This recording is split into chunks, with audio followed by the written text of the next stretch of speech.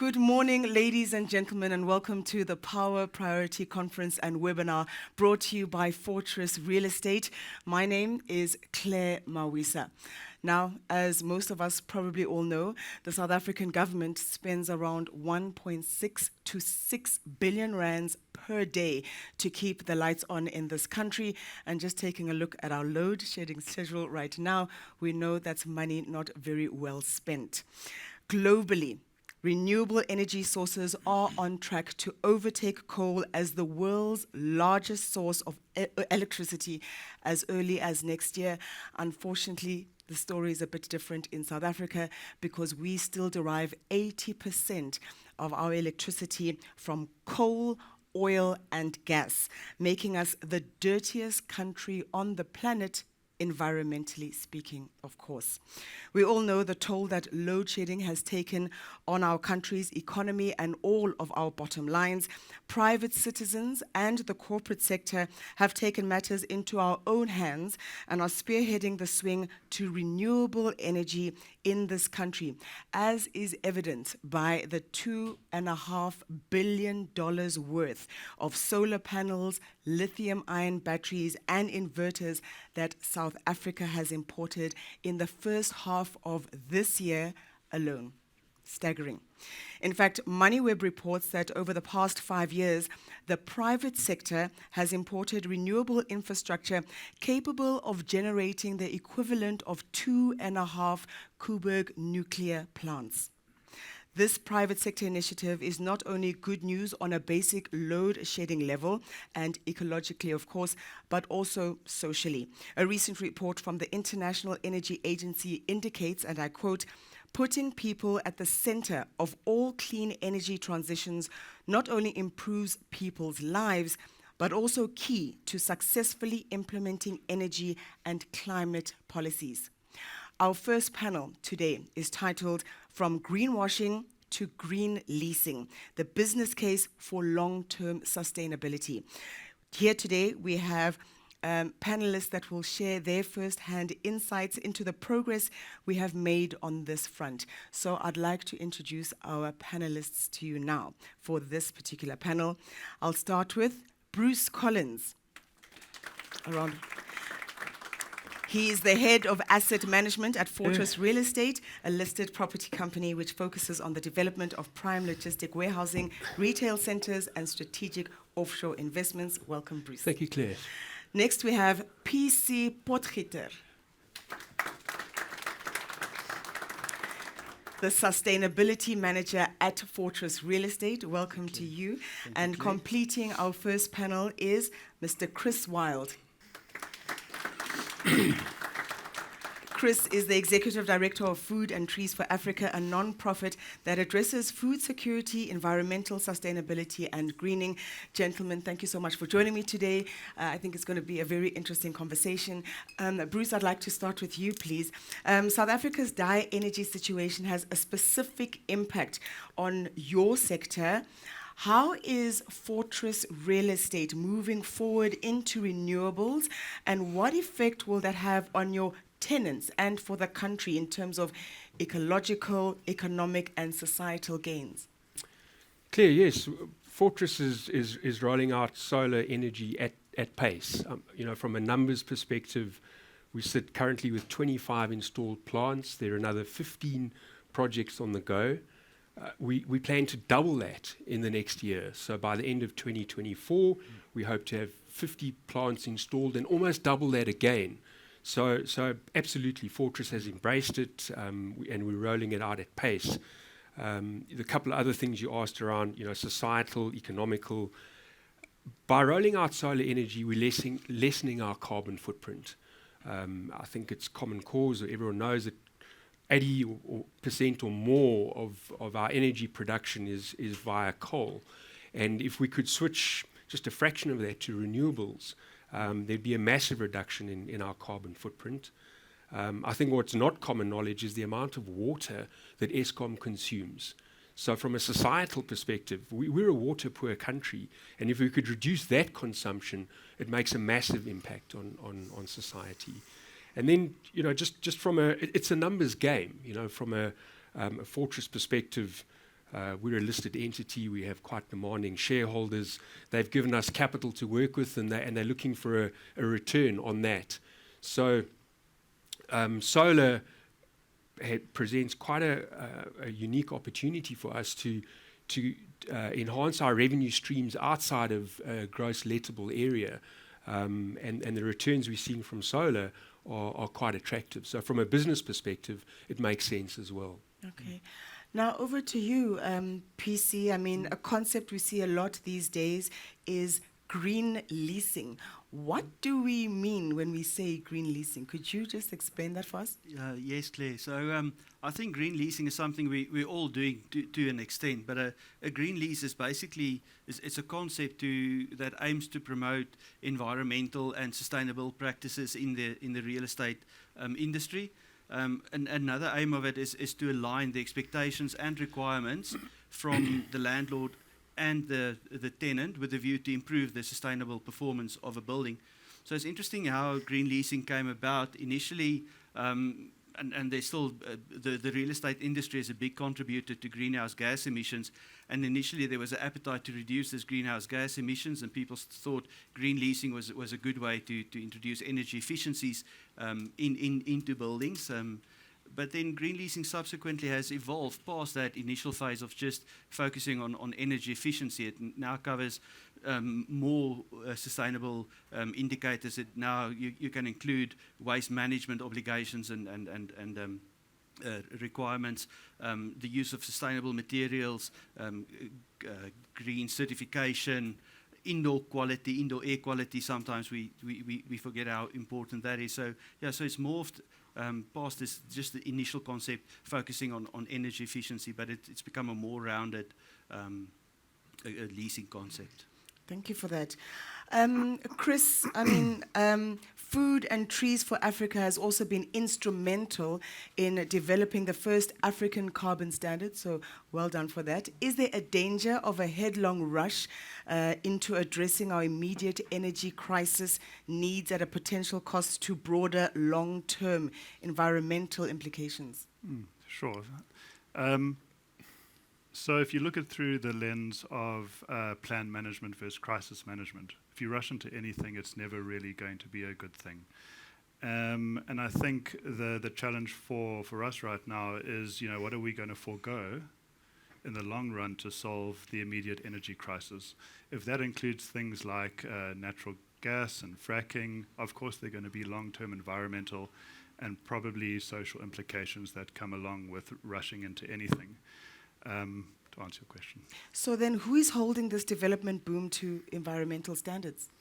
So there's two ways to look at this. Obviously on an individual project level, you have to go through the Department of Mineral Resources and Energy, DMRE.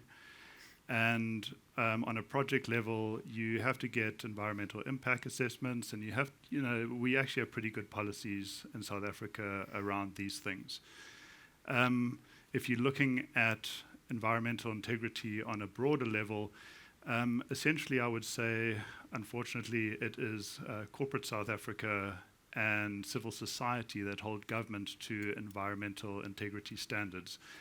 Do we go down a solar route or renewables route, as opposed to do we go down coal, potentially nuclear or fracking and gas, that kind of thing. Okay. Bruce, back to you. I mean, South Africans are blessed with incredible weather. It's kind of a no-brainer. We should be looking at solar power. That's what we all think. With your holdings in warehouses and retail centers, how could you optimize that space to benefit your tenants when we're talking solar power? Claire, we're perfectly positioned. If you look at the numbers, we have a portfolio of logistics assets, 1.5 million square meters. Retail, we over 500,000 square meters. We have an industrial portfolio. We have roughly 2.5 million square meters of rooftop. Wow. So, there's a solar farm right there. The impact on our tenants, the power that we're able to produce from this rooftop plant that we potential that we have, there's more energy that we can produce than our tenants can actually consume. The nature of our business is we're in what we call big box logistics and retail, and the distributors of product are not intensive power users. It's more the mining houses and manufacturing. They have a much load shedding's had a much heavier impact on their business. But we are able to generate millions of megawatts of megawatt hours of power, and I guess the key then comes in wheeling. Our ability to generate power and feed it anywhere from, the concept of wheeling would be you generate power, for example, our flagship asset at Eastport, and use that power in Cape Town or Leitich. And I think that's where government and local councils need to get their act together to enable corporates like ourselves to start wheeling power, excess power that we're generating that we can't utilize on site, that we can allow other tenants to start consuming. Mm-hmm. PC, you explained green leasing, but how much of your business is on green lease basis these days? Do we know? Claire, it's becoming a bigger and bigger consideration in the company, because we see more and more requests coming from tenants on certain environmental and sustainable requirements. So it's certainly something that's growing and that we are embracing currently. Yes. And what, if any, pushback is there against green lease agreements, and why would there be a pushback? Yeah, so it's interesting, because green leasing by nature is mutually beneficial to the tenant, the landlord, and the environment, but there's still pushback. I think there's a few reasons for that. One is a knowledge gap and understanding of what it is. There's this inherent resistance to change. Why should we change the way we've been doing things? I think there's cost concerns, there's return on investments that need to be considered.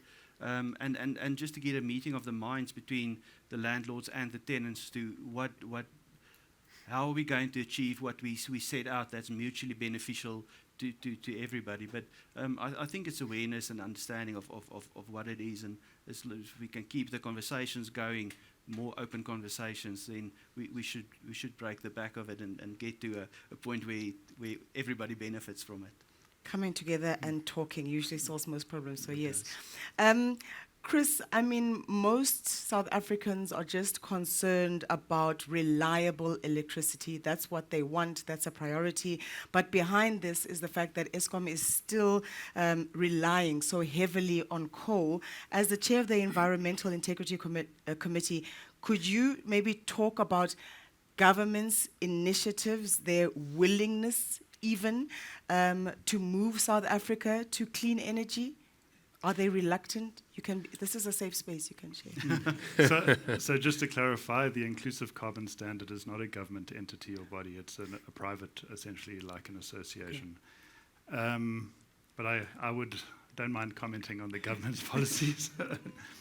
I think you have to look at this on a long-term view as well. If you look at how long it's taken us to get to the point where renewables have actually come in, it's been quite a long road. I think the government has shown resistance for quite a period of time before now, and even then the licenses, whilst they have released a lot of licenses for independent power production, the government could always be doing more. Without getting into politics too much, it's quite well known that South Africa's reliance on coal is a government-based policy, and there definitely could be improvements in that regard. I think that in terms of policy, they could definitely release more licenses for independent power production and monitor it a little bit better. But I think probably the biggest thing that they could do is improving the grid's capacity to essentially deliver energy from places where you can produce it, let's say the Northern Cape or something like that, where you can safely produce clean energy to other parts of the country. And I think if the policies focused on that, it would be a very different landscape. Yeah, I think it's because a lot of people are having a conversation around just energy transition and where the government is on board with that, because it does feel like there seem to be conflicting ideas that are going around with that. Yeah. So you would say? I would say that there are still good people within government departments that are working towards this. It's unfortunately we just see one blanketed kind of. But I'm aware of there are people that are trying to push for better renewables policies, better grid policies. It seems to be a very slow machine, if I can put it like that, and definitely something that could be accelerated. Back to you, Bruce. I mean, we've spoken about generating the electricity for retail space, for tenants. What about for the community at large? Maybe you could expand on whether there's potential in that regard. Absolutely, there is. I was saying we have an ability to generate power in excess of what our tenants can consume. And as part of our corporate social responsibility, that's something we gladly look into. But again, the challenge is around wheeling. The government and local councils need to get their act together. I have an example of a warehouse that we developed in Pretoria. It was a couple of years ago when there was a cap on the generating capacity. You needed a license if you wanted to generate more than 1 megawatt.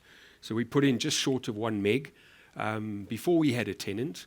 And it turns out that we're probably producing 3 times more than the tenant can consume.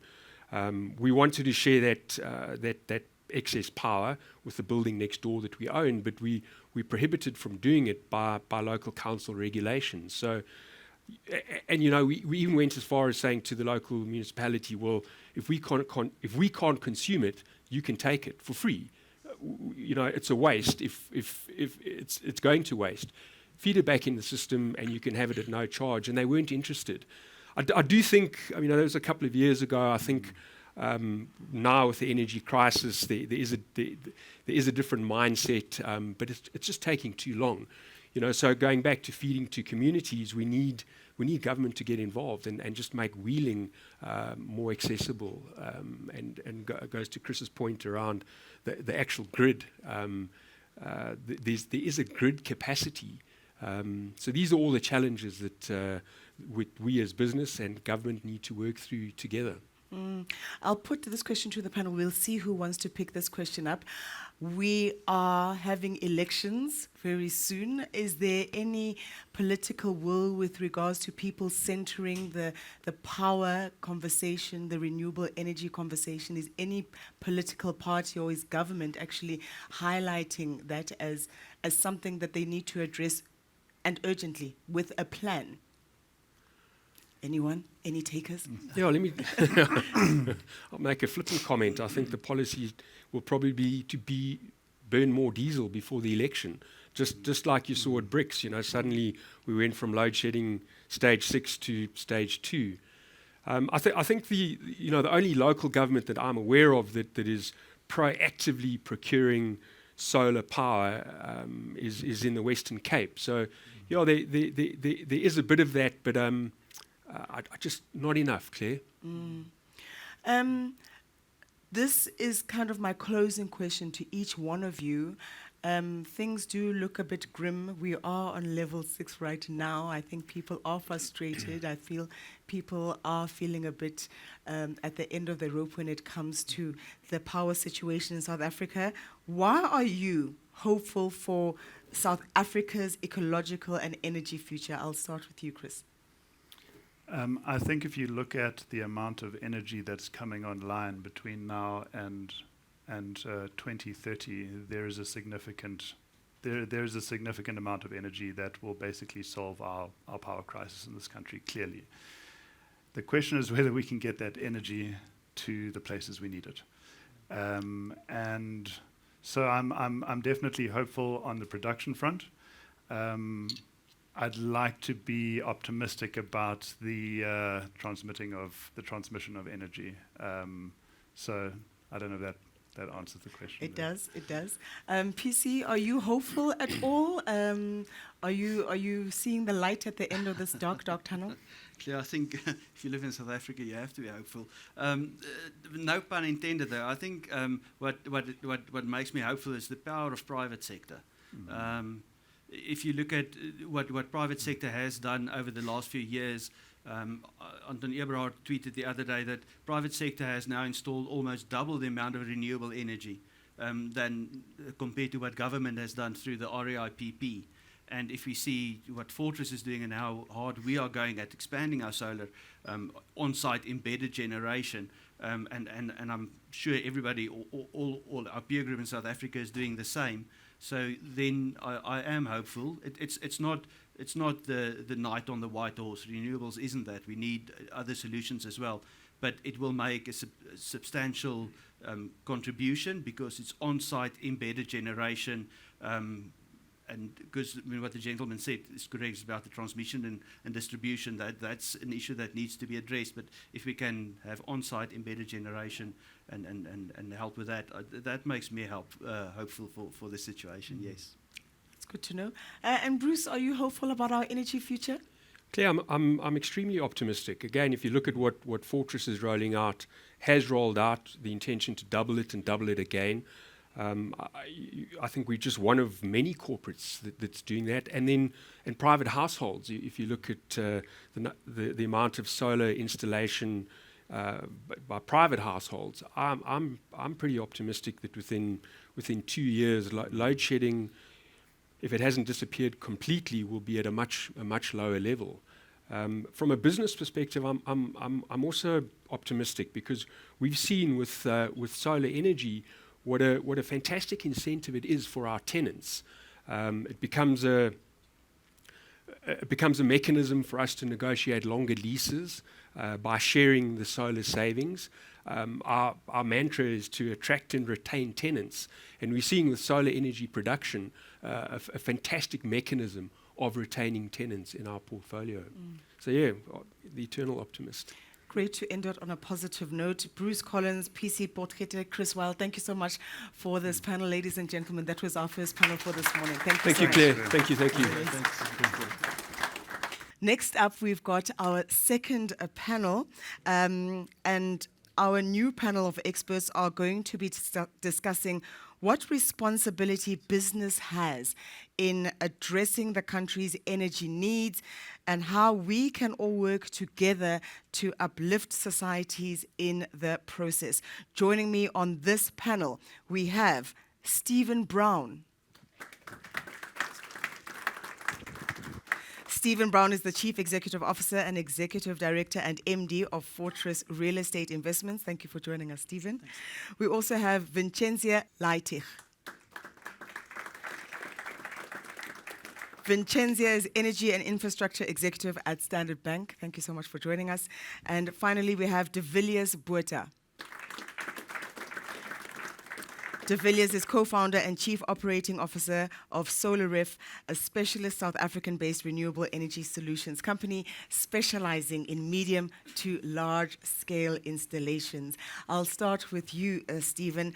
It is said that if the 10 largest South African companies invested just 1% of their profits into supplying solar power with battery backup for schools, every school and potentially many hospitals or every hospital in the country could be solar powered and protected from load shedding by 2024. How do you see the responsibility of corporate South Africa when it comes to clean energy? Sure. Well, I guess I'm kind of glad we're not in the top 10. So maybe Standard Bank is. Okay, we'll ask Vincenzia. We'll ask Vincenzia. Standard Bank to that, but. I think just in general, when I look at the private sector, and obviously Bruce and Pierce here and Chris were saying, there's a lot that we've been doing. I mean, at Fortress, we give about 10% of our total operating costs to corporate social investment initiatives, which is, that's a lot. We have a lot of demanding shareholders. Some of them are here today, and so I think the private sector is doing everything it can, and perhaps even more than it should in a normal functioning society. So I think the burden on the private sector is almost at breaking point. And I don't think that it's up to the private sector to do more. I actually think it's up to the government to do what they should be doing. And I think, the more the government can just get back to basics in terms of regulation, in terms of getting wheeling efficient and understandable, I think then the private sector, rather than having a giving kind of mindset where we're always trying to plug the gaps of government, I think the private sector will step in and do what we're doing, which is embedded generation, and that will then at least relieve a lot of the load on the whole grid and allow government then to, there will be coal being burnt, there will be diesel being burnt for the coming few years. I think that's just a reality. But at least then, the limited supply that Eskom has can go to schools, it can go to hospitals, because we all focused on embedded generation. And I think that's something that we can all do as the private sector. What we can't do is we can't make government regulations. And government hasn't really stepped up with clarity on, for example, efficient wheeling and things like that. So I think the more we focus on getting our own houses in order, our own warehouses in order, and get embedded generation going, that will then provide a relief to the whole system. Vincenzia, to you, Standard Bank announced in May that it's funded renewable energy projects worth 55 billion rand in 2022. What does that mean? Maybe you could expand on that a little bit for us. Sure, thanks. So, energy transition and renewable energy is a key priority for the bank, a key focus area, and those projects are a range of projects across the programmatic renewable energy IPP program, the RMI-PPP program, which was the emergency renewable energy program which the government released, and also very much in the private power space. So we have sort of led the financing on a lot of those transactions on the RFPs that were released from our large energy intensive users, the mining houses, the smelters. And so that really reflects a range of projects, PV, wind, large utility scale projects. In the emergency round, that was a mix with battery as well. So we were talking about wheeling earlier, and some of those private power projects that we funded, which is within that number, are wheeled projects. So very much still in the Eskom to Eskom wheeling space, but with PV projects up in the Northern Cape being wheeled down where they're being used at the bottom of the country. So that is definitely happening and emerging. So PV, wind projects, as well as battery projects as well. So a range across the renewable energy spectrum. Okay. Now, De Villiers, out of everyone on our panel, you are the man on the ground, you the guy who's actually putting in and doing the installations. What improvements are you seeing in terms of government enabling a big switch to renewable energy? Yeah, I think, thanks, Claire. I think at the start, and many of you will know me from that, but I'll put out the proviso that apart from being a service provider or representing SolarIF as a service provider, I also represent industry. I serve on the SAPVIA Management Committee. So I've got a bit of an industry hat also that I'm going to speak to here, and it's not only from a service provider trying to put out projects.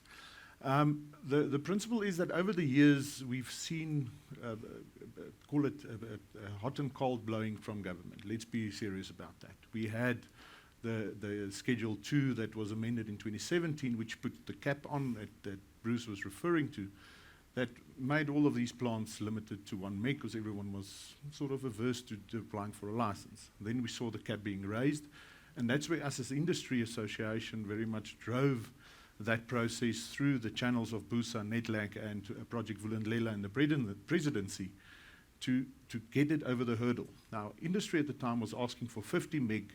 Minister Mantashe was giving us 10, and that's where that negotiation happened. So it is not as though government is really opening the floodgates. It is that from an industry and from us all as interested parties as consumers, we have to keep on driving to open up the opportunities. Same going now for the wheeling and grid capacity aspects that we will unpack a bit later. Earlier on, we spoke about the fact that you felt that corporate is actually doing quite a lot and government needs to do what they're doing. Is government incentivizing corporate when it comes to renewable energy? Is there anything that government should be doing to incentivize corporate, Stephen? I think they are. I mean, we've seen this year, the tax amendment to allow us to deduct 125% of the solar spend. So that's 2 years. So there has been a bit of a tax incentive. We've got a exposure to operations in Eastern Europe, and there, the EU has financial capacity that we perhaps dream of and don't necessarily have, but they were giving out significant grants. So we've seen a company that we're involved with their rollout. I think probably almost 20 megawatts in a year, but that was based on grants. I think the incentives are there. I think the fact that we don't have power and we want tenants in our buildings is enough incentive. I don't think the government has the financial capacity to do grants. I think the tax incentive is welcome. But I think more than that, we would really like, the local municipalities to have simple rules and to be staffed with competent people that we can engage with in a, where the rubber hits the road, where we've got our assets and we've got local council, and can we talk to each other and try and unlock, all of the roof space that we have. I think it's very, very basic, simple things that government needs to do at a local government level rather than, these very high level policies which seem to work, but it gets lost in filtering down to the ground. Vincenzia, the group has also announced a joint energy fund between Stanlib and Liberty. Could you perhaps share what that entails? So energy transition is a priority for the Standard Bank Group within South Africa and the rest of Africa. And, to put in perspective, I think there's still 600 million people in Africa who don't have access to electricity. And we realized as a group that we needed to mobilize alternative sources of capital in order to fund the energy transition. And that fund is very much about finding institutional or being able to institutionalize energy and energy assets and raise different sources of capital for that need. Okay. To you again, De Villiers, some amazing projects have been implemented in other countries, and I think ordinary South Africans, we were talking a little bit earlier, that ordinary South Africans are thinking that sun should be a no-brainer when it comes to solar and wind. Why not us? Why are we not participating in that? Perhaps you can give us some good news on some innovative programs that have been launched in Southern Africa. Yes, I would just like to comment also and add to what Steve has been saying about the principle that wheeling could create opportunities, and also touching on what Bruce said. The fact that you look at the airport node, and Eastport Logistics is in that area, I think that it was referenced by Pierce here, was also that you have these big roofs with these small little systems, because that's all that can be consumed there. What we are working with government now is the whole wheeling project. They are what we know and can do is we can connect consumers to the grid, and we can connect generators to the grid. So the distribution grid codes for connecting consumers are there, and it's written and it's applied. The renewable energy grid codes and connecting generators to the grid is there and is being applied. So technically we can do that. It is now just to bring them together. And it's actually a simple process. So it is to get the policies and the principles filtered down into municipalities. And the problem we have is that we sit with policies that were written in the earlier days when we had a vertically integrated grid, written for that type of grid. And what we now need to work with is to work, how do we get policies that can allow for this interrelation between the distributed generation and distributed consumption of energy to work. One of the big things is the MFMA, the Municipal Finance Management Act, where municipalities say, well, how can they do a VAT refund when there's actually someone who they owe money for a while, when you have a seasonal consumer or a seasonal generator. Just if you have a big wine farm, by example, in your grid, or a citrus pack house who consumes certain times of the year and not other times, they're going to put additional power back on. How do you treat the VAT? So it's all those type of policies that we are working with governments. At least there is a light. Okay. We are speaking to them, and it's getting there. So those are the innovative programs that we can see rolling out soon. Grid capacity is still the problem, but I think we'll get to that shortly. Yeah. I think, Stephen, people want to know, is progress being made when it comes to this energy crisis? Is progress being made, and are we moving fast enough? Are we moving fast enough? That I'm not sure. I think we're moving as fast as we can. I don't know if that's enough. But I definitely think that progress is being made because it has to be made. You know, in the transition to renewable energy, I mean, it's, you know, because we just have this massive capacity constraint. We have no choice. You know, we can't go and build coal-fired power stations. We have to do solar on our roofs. That's all we can do. So I think, in a way, we're forced to make the progress. Hopefully, it'll land in a good place, and I think we're running as fast as we can. And I hope it's enough, but I don't know if it is. I think South Africans just want to know that something is happening, even if it doesn't affect us right now, coming down the pipeline. Will it make our lives better in a year, 2 or 3 years' time? To you, Vincenzia, what help does Standard Bank offer its ordinary customers to address their household renewable energy needs? So we do have various different initiatives, and sort of ranging from household all the way up to higher users. I mean, I think the first two to touch on are two of our digital platforms which we have. The one is Power Pulse, and that digital platform was really sort of designed and born out of the need for our clients' environmental needs and commercial sustainability. And that really is a platform where clients can log on and connect with suppliers which have been vetted, which are appropriate and accredited to perform the work that the client needs. And then the second one, which is really for individual households, is a platform called Look See, and that really is for a homeowner to make sure that their home is more sustainable and affordable. And that program sort of designs a tailor-made solution for the homeowner. I think more broadly speaking as well, we have supported sort of along the whole capital structure quite a few of the PV panel and battery suppliers for homeowners, and that really has enabled and unlocked affordability for, you know, an average homeowner to put up PV panels and inverters, where historically it was quite expensive, which is not really the case anymore. And then just our participation in the private power space in terms of the large intensive users and the RFPs and the projects, the large-scale projects that we've closed there. I think every electron into the grid is ultimately more generation and hopefully one step closer to the end of load shedding and more renewable energy power in the grid. De Villiers, in my intro, I spoke a little bit about the $2.5 billion worth of renewable energy products that we are importing as a country. What are we importing and not manufacturing in the country? Yeah, so on that note, there's a big drive for localization. Now, there's different interpretations for localization. All solar modules, solar panels are imported at the moment. There are 2 facilities in South Africa that could assemble solar modules, which are currently not operating. And then obviously inverters, we have some inverter manufacturers in the country, but not nearly enough to supply the demand. The view is, should we focus on building mechanical or very, very highly mechanical plants that manufacture solar panels locally at perhaps a premium cost, but they're not really going to create jobs?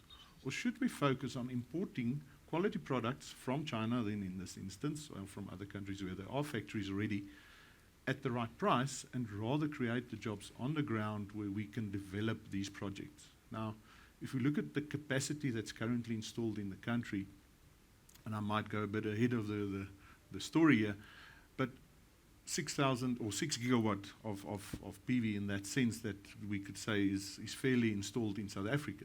We need between 60 and 80 gigawatt of variable renewables, that's then the mixture between solar and wind, to take South Africa off grid, to put it that way almost. Okay. So we can still go 10 times more than what we have now. So there's still a lot of people that can be employed in executing these projects, building them on the ground, creating more jobs in that way. than necessarily getting investment only into manufacturing plants, which we need to then build. So then the question still remains, I think, with the ordinary South African, when will transitioning to solar power be more affordable for the ordinary South African? Great. I think grid parity on solar power, simply to put that way, on embedded generation, as we've said, we've seen that for a long time already, the last 7-8 years. We've seen the likes of your real estate companies investing in that. Obviously, that was on a price point, so that's on an affordability level. You decide on a financial basis, can I generate power cheaper through putting solar on my shopping mall or on my factory's roof than what I would buy it from my municipality? That's the decision you make then. What we do now have the problem in South Africa is energy security. So we need to add a diesel or a battery now to that system. So effectively you have 4 options here. And as we sit here, we're sitting at stage 6 this morning, with most of us having only electricity half of the day almost in our whatever premises, whether it's at home or at the office. So firstly you have diesel, which is the most expensive source, running at around 10 Rand a kilowatt hour. That's really just for that need when you really need to. At the moment, we all burn diesel, and even Eskom burns it at Gauriko and Ankerlig at that price, selling it to us at 2 Rand, 2.50, losing 8 Rand a kilowatt hour. There's no business sense in doing that and continuing doing that. The second most expensive is energy storage. Call it for the moment lithium technology, but there are many other chemistries being developed and researched on. That's going to come. Then the second cheapest is the Eskom grid when it's available. Okay. And then the cheapest is your solar power. Now, in time, the two in the middle, the battery storage together with your solar generation and the grid is going to migrate. And that's what we then call the battery energy storage grid parity. And that's getting very close to that now, because you just think, if Eskom rises another 15 and another 15, we're up to a compounded 30% of increases in the next 2 years. Energy storage will make sense. Now, having said that, sorry, I can keep you for a while. But having said that, I've been to China to the Schneck exhibition in May this year, and you won't believe how big energy storage is in the world. And the fact is, South Africa still has some of the cheapest grid in the world. And the energy storage that's been developed internationally is developed for grid parity on storage already. In our case, we need it for energy security. So the big development that we as South Africans need is what we call the seamless transfer. It's that moment Eskom drops that we can switch over to the battery energy storage, so we don't have the dip in the switching. Where internationally they use energy storage, but it's always in grid support because the grid is always there. And so those are the developments that from South Africa as an industry we are driving the OEMs to improve that. So in the near future we can then financially viably bring in energy storage with solar onto our sites and then have complete distributed generation at a price point. An education, ladies and gentlemen, for me at least. Wow, thank you for that, Julius. Just rounding up our panel, I mean, Stephen, what do you think the future looks like for South Africa transitioning to clean, renewable energy?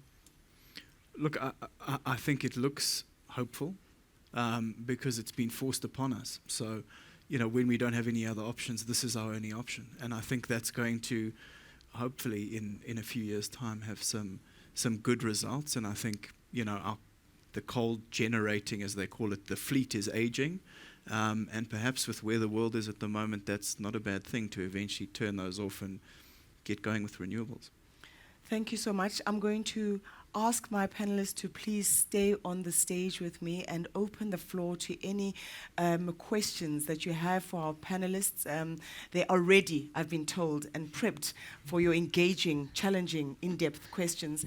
If you want to unpack anything that they've shared with us this morning, or if there's something that you feel like we could still bring up and share, is there anyone who'd like to pose a question or ask a question to our panelists? Would you mind explaining the switch comment you made just one more time? Okay. So what you might see, many of you might already have your inverter and battery at home, and when you have that changeover, there's that flicker in the lights at times, and that is when Eskom either comes back on or when Eskom drops away. Now, electronic equipment don't like that, And we don't want that. And our switching equipment in general is not made for that continuous switching. So what we need to get, and some of the inverter manufacturers generally overseas, the OEMs, don't need to care about that as much because the inverters are just in it for support. So in that switching, we need that switching to be as short as possible, in the likes of 10 to 20 milliseconds at most, to not affect electronic equipment. Like you can just imagine the equipment doing this recording also being affected by that. So it is the seamless, we call it a seamless transfer between those sources. And just imagine when you have a diesel going down and taking 30 seconds to come up and everything has to restart again. Thank you. We've got another question. If you could please stand and ask your question. I just wanted to ask you a little bit more about the energy storage. Are we going to be playing catch up? I mean, if solar is, if we are developing solar and energy is not on that same road, are we going to have a problem with that? Second question is, the cells for the lithium batteries, we don't manufacture them here. Is there potential for that here? Does it make sense to manufacture our own battery cells here? It's an interesting question because a lot of the resources actually for these batteries come out of Africa, gets exported overseas, and then we import the complete product. The same goes for many other steel, aluminium, all those type of things. So there is real potential to rather say, should we manufacture from the whole mining right up to the final product, or should we just get those niches that we could manufacture locally perhaps? But now we get on that, to interrupt myself, then we have load shedding and the aluminium smelter has to start up and and switch off. That's the problem we have in here. Sorry, your first one is storage. There I can keep you busy for a while, but I'll try and keep it in a nutshell. Is the beauty of the energy storage, and that is what we sit with, is that we have a peak, and I'm speaking on a grid scale now, a national grid scale, is that we have a peak in the morning and a peak in the evening. And that sits outside the solar generation times. Okay. Now, apart from solar, we also have wind, and remember, solar we can do at small scale, residential scale, and on the medium scale, commercial industrial scale, as we call it, and agricultural scale. But wind, you only do at utility scale, because it only makes sense at that scale. And then you have what we both call these together is variable renewables. Now, those you can't predict when the wind's going to blow or when the sun's going to shine, always. And I actually drove to Port Elizabeth in past Humansdorp the other day, and the wind wasn't blowing at all. Those wind farms were standing still. It's the first time ever I saw that. It was actually eerie, thinking there's no generation happening here on the perfect sunny day. So that just shows the variability of wind and solar. We have to put that energy somewhere else to use it in the times when we actually need it, and that's where the beauty of energy storage comes. The opportunity for the grids are then to say, we introduce time of use tariffs, to say make the power more expensive in those times, which will stimulate investment. And if you actually run the models, I've been discussing it with some of you this morning, if you run those models, it's not going to cost the consumer or the building owner more, but it will change behavior. It will say, it makes sense for me to install a battery. It'll make sense for me to charge my battery from the grid at night if I have cheap power during night, because Eskom actually has reasonable, sufficient power during the night. Not at stage 6 necessarily, but at stage 2, they actually curtail some of the wind farms at night. You won't believe that. So that's where the battery energy storage part comes from. And then also the other principle is that we have abundant sunshine across the country. Now, the pioneers in solar industry was Germany initially, and now China. They have less than half the solar resource that we have at our worst point, which is the KZN South Coast. So we have abundant sunshine across the country. We don't need to go to the Northern Cape to, by instance, generate there and then transmit to the rest of the country. Now, if you go back to 2010, when the whole Eskom process started and the REAP process started off, we were sitting on the island, the Eiland in Uppington. It was the Uppington conference that the DMRE, as they then were known, DOE then arranged. And the biggest question then was how to evacuate all of this power they're going to generate in the Northern Cape to the rest of the country. Building transmission lines was already then on the cards. None of it, well, very little of it happened. Not enough to really do that. And that's why we say, and I think we agree, first do embedded generation. First fill up whatever roofs we have around our metros, and then we can go look at other opportune spots to go and generate power from, and then wheel it into that consumption hubs. Just one additional comment on that. You would have seen, I mean, the question on battery, and one of the uses of battery energy storage, and what we've seen, which is quite unique, is the government-led program, which is the battery energy storage program.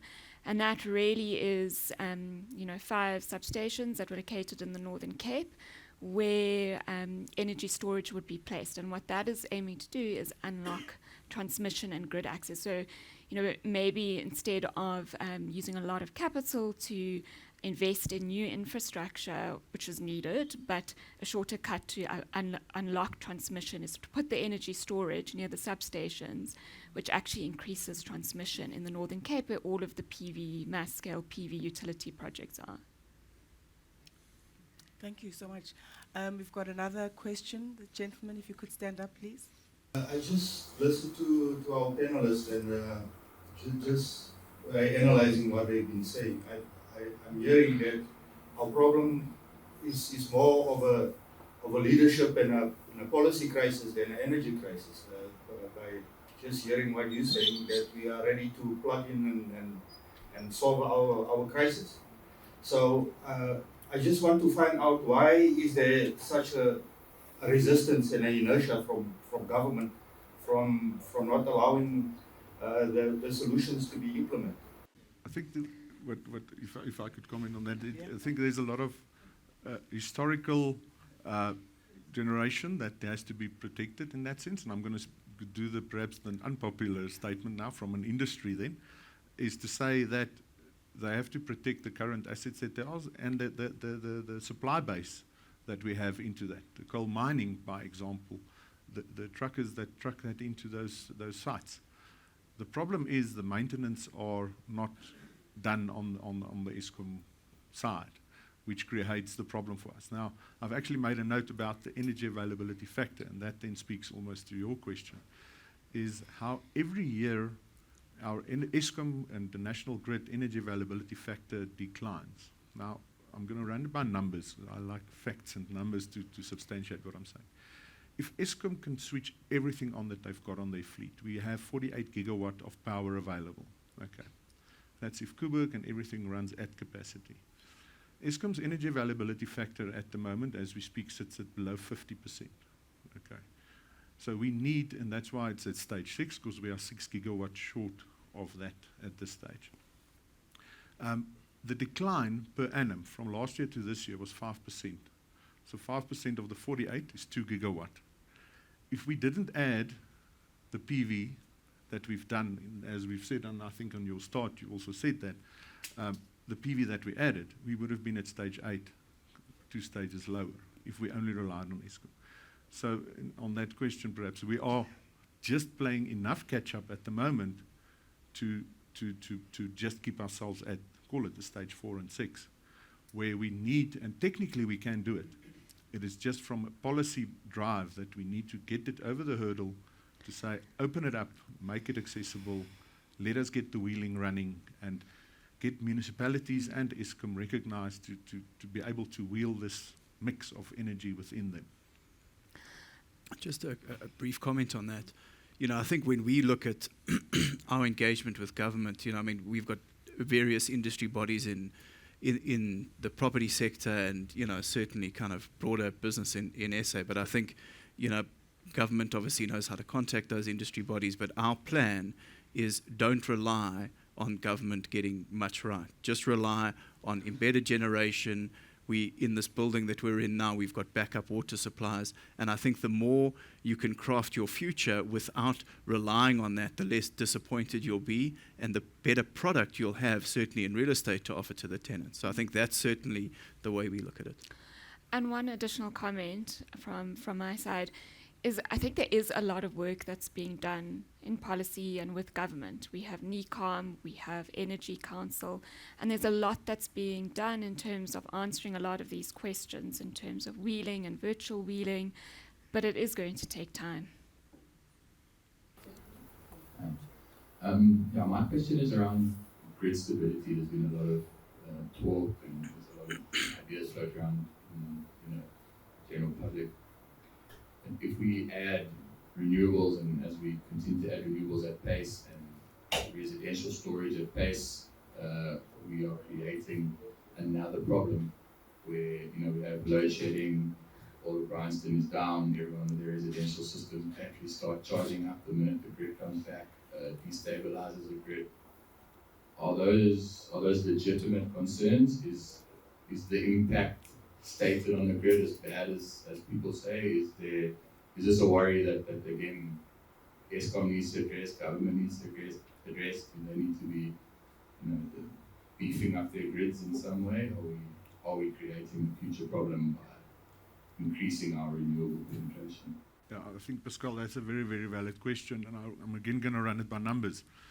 I sat 8 years ago with Paul Vermeulen of City Power, and he then explained to me at that time already, when we were at much less load shedding than these days, that if he took away a suburb, let's take Bryanston, he took away 5 meg from the grid, he returns 8 meg after 2 hours. That's how the geysers and all the fridges and everyone then jumps in. That was then. Now, all of us added battery, some of us didn't add PV to that. Now, it's not only the geyser and the fridge, it's also my battery charger kicking in. I haven't checked with Paul Vermeulen recently on that, but the 5 gig was 8 gig, 5 meg, whatever the number is, 5 was 8. That 8 could now be 11. And that's why you might see sometimes that the grid comes back and trips off again. So indeed, the wrong penetration of, call it items connected to the grid, does create grid instability. But if we work with the grid companies, with the Munichs, and that's why it's important to work with them on creating capacity, and we've done a lot of projects, and that's why it's so important to actually do that registration with your municipality and the Eskom. Many guys just say, and I will just connect and continue and not register. And indeed, half of projects in South Africa is not registered with the utilities. City of Cape Town can be testament to that. It's so important for us all to register these systems so that we know it is not creating that problem or exacerbating that problem. The question of EVs, I drive 2 EVs, my wife one and me one. So people always say, but you're creating grid instability. No, I'm not. Firstly, I'm charging my solar in the day, but at night, I'm charging when it's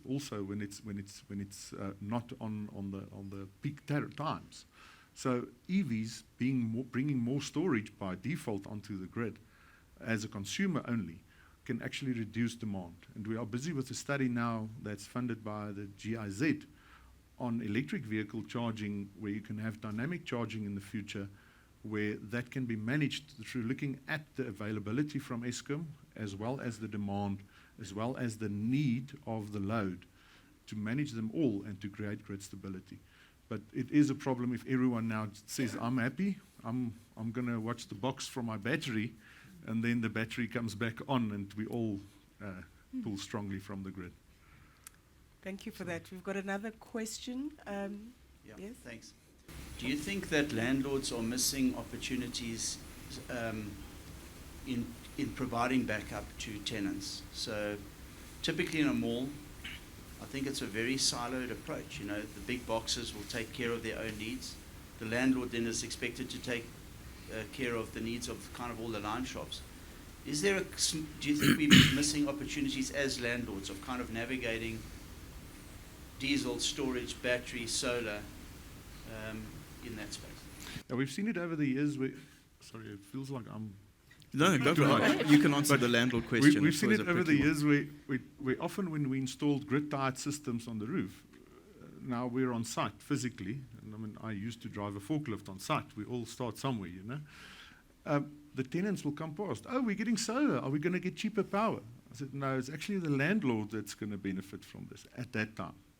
And that's the beauty of what PSC was speaking about, the fact that green leasing is now going to mean that in time it's going to be shared with everyone. Now, exactly to that point, we have now built systems where malls have got storage and diesel installed, which makes the mall resistant to load shedding. And then you have specific tenants, and I won't call out names because they might either be here or not here, that large-scale nationals that would say they rather install their own diesels to be sure that they are resilient in those times. Excuse for using that wrong word. Yeah, but they fortify themselves against against load shedding then in that sense by doing that. Yeah. So I think there is much more, or the model has started now where there is much more responsibility between landlords and tenants to see it's a problem for us all. Let's take hands there. And I mean, tenant could understand that running from diesel or from storage is more expensive, and then we introduce a tariff for that time perhaps to that tenant, and that's another story we can speak to about regulatory aspects of when is it reselling, when is it trading, and what the tariffs you could bill for those times in supplying perhaps backup supply. Happy with that? We've got another question at the back. Div. As a techie myself, I'm just working within a vacuum basically here. I just want to ask this question. How can we efficiently and cost effectively integrate intermittent solar energy sources with storage systems at scale, right? To ensure reliable and consistent power supply while minimizing environmental impacts and addressing issues such as resource availability, energy storage technologies, grid infrastructures, and policy frameworks. Great. I think at scale you can also comment on the DMRE perhaps. Sure. Yeah, I think also one of the topical points that have come out specifically on that is what are the future rounds, programmatic rounds that come out from government, what are they going to say and what is going to be in there. And I think some of the discussion that has been is that PV and wind might have to be combined together at a site, because in some places, in some location, that provides base load, which helps with grid stability. Obviously, PV strongest during the day when you're generating power, and then your wind picks up in your evenings and your mornings. So that's definitely a discussion point. And then secondly, I've mentioned the battery element, where battery and storage is being used to unlock grid in certain grid restricted areas like the Northern Cape.